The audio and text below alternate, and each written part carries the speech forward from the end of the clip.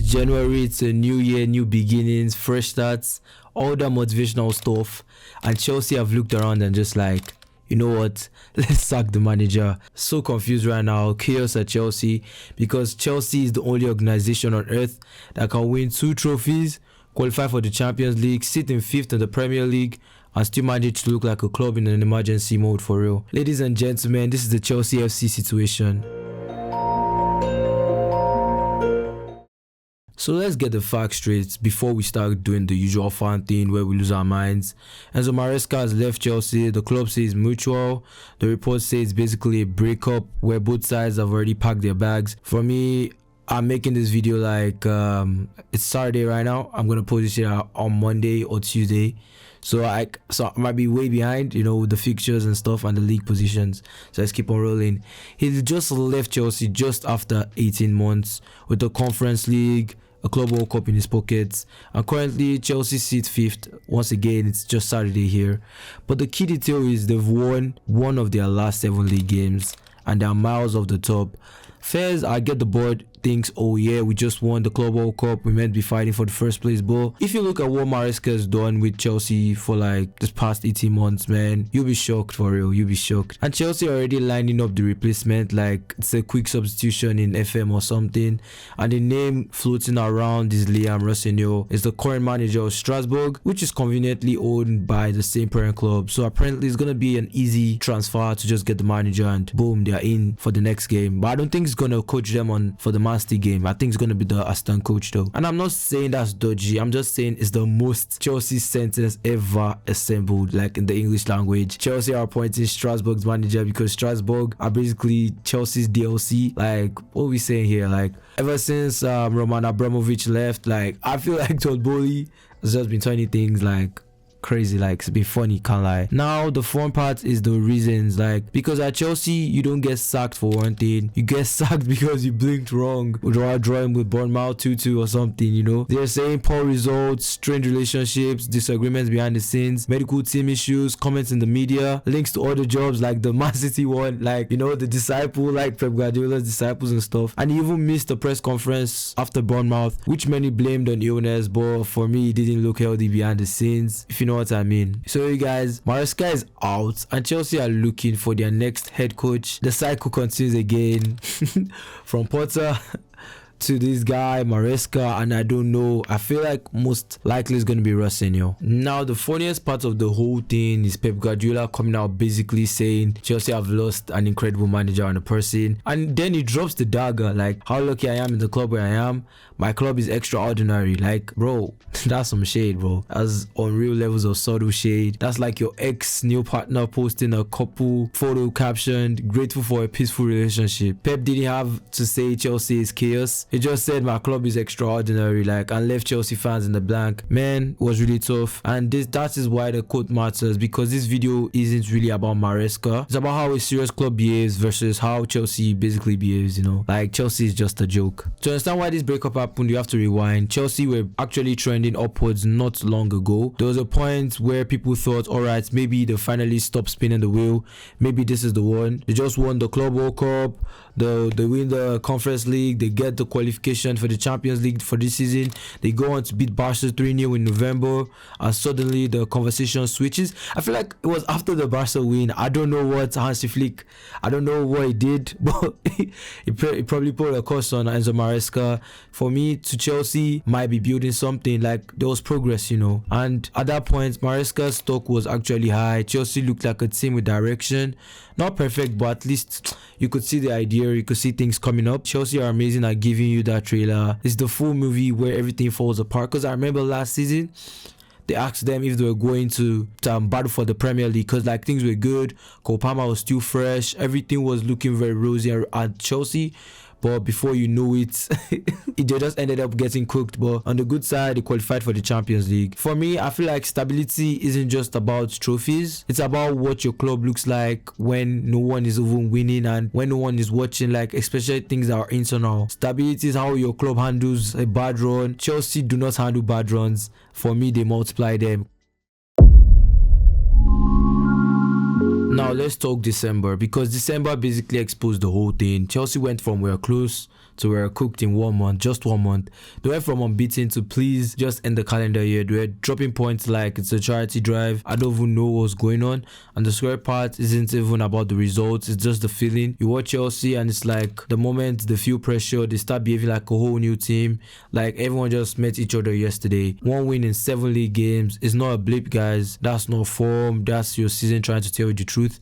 And when Chelsea started flopping, everyone else started coming out and like the attention, the comments, the internal disagreements, because like at Chelsea, once results dip, they like stop being a football club and turns into like a group project. Like it's just like it's just a whole mess. Now, if you're one of those people who only looks at the league table, you say 5th isn't that bad. Why are you acting like the world is ending? Unfair, but Chelsea are the kings of looking fine on paper, but actually being unstable in reality, because 5th can be misleading. 5th can hide the fact that your performance has been wobbling, 5th can also hide the fact that the dressing room is currently tense, can also hide the fact that your coach and medical departments are basically in cold war. Like I heard the medical department is like independent like organization on its own. If the player isn't good to play, the manager can't do shit. So it's just been funny.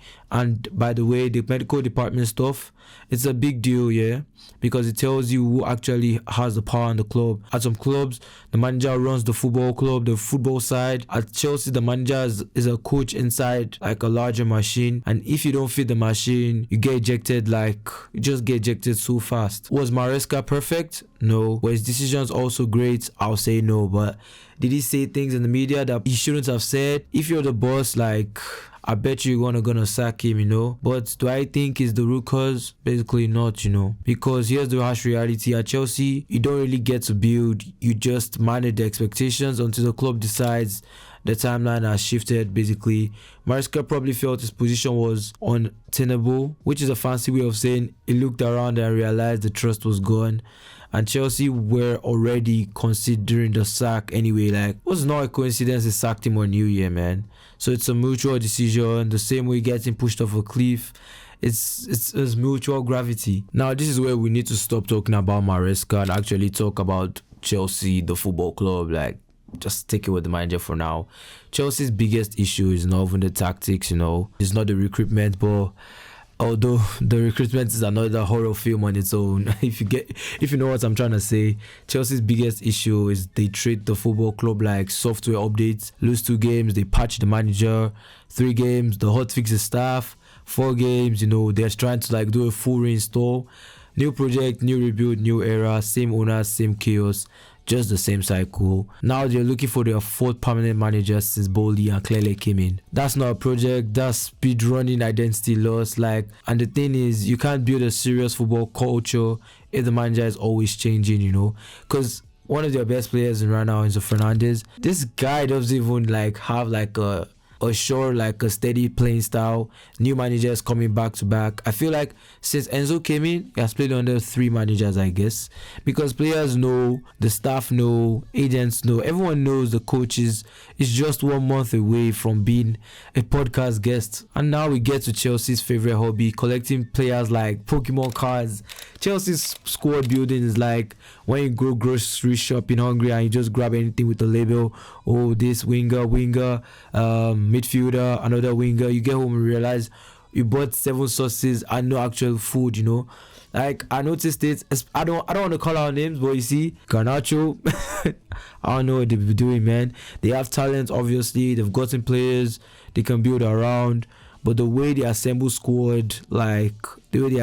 squad, feels like the goal is another, is options rather than cohesion, It's not gelling, it's not making sense. And when you have a squad like that, the manager ends up doing damage control every week, because you're not coaching tactics. Like when Maresca came in, he did a great job basically clearing out the squad, because I don't know what boehly was doing, bro. He was just signing and signing and signing. I feel like boehly and Maresca didn't really sit in the same place. They they didn't like agree on most things. They're looking for someone they can tame and someone they can really like control. Like see the rosenior, I feel like they can get things done with him. This is my biggest issue watching Chelsea this season. When the game gets tight, they don't look like a team with habits. They look like a team with instructions and stuff. And the moment something goes wrong, a goal is conceded, a dodgy decision, a mischance, the whole vibe changes. It gets like frantic and builds lots of tension, and suddenly you can feel the Stamford Bridge anxiety through the screen. For me, they've only been lucky because like they actually have quality players. Series James coming back from injury and stuff like that. It's really boosted the squad's morale. Likes of Caicedo also. For me, that's not form, you know. For me, all these things, basically football, it's about the culture, you know. So it's just been bad for Chelsea. Now rosenior, I'm not here to disrespect the guy. He might be brilliant, he might surprise everyone, he might be the perfect fit, you know. You never know until he comes in. But I need Chelsea fans to understand this isn't about being good. It's about whether Chelsea can stop being told boehly Chelsea. You understand? Because if the same structure remains, the same power dynamics, and the we're bigger than the coach vibe, then rosenior is just gonna end up in the same cycle. It's just gonna get him sacked also. And the funniest thing is Chelsea will sell it as fresh ideas or just another reboot. A stable club backs their manager through rough patches when they're having like when the club does not align with the manager, through injuries and stuff, and also when results dip, they come out and they publicly claim and back their manager. For me, Chelsea are not there yet. They're still a club trying to win. Chelsea are still a club trying to figure out who they are, and they're also still trying to win. So for me, you can't do both forever. So here's where I'm at with it. If Chelsea bounce back and go on a run, fair enough. If rosenior comes in and they look sharper, fair enough. If they finish top 4 and go deep in cups, for me that's still fair. But if this collapse again, I feel like 60% is gonna happen. They will have to stop pretending like it's just the manager, you know. We actually have to address the Chelsea FC situation. Chelsea don't just sack managers, sack time, they sack continuity and they sack patience. Like look at Arteta. Arteta is basically there for like 6 years now, I guess, and he's only won the FA Cup and he's still patient, you know. For me, they should have kept him, you know. I felt like it was just unnecessary because I feel like 100% Chelsea's gonna regret this, and eventually you run out of eras like to start. I feel like it's a bad move from Todd Boehly, but once again, you never know how this can turn out. So what do you guys think? Was Maresca the problem, or was it just the next person to get swallowed by Chelsea? Or how long do you think the next manager is also gonna last? Where do you see Chelsea finishing this season? You guys should drop it in the comments, subscribe, and let me know if you want to see more football essays.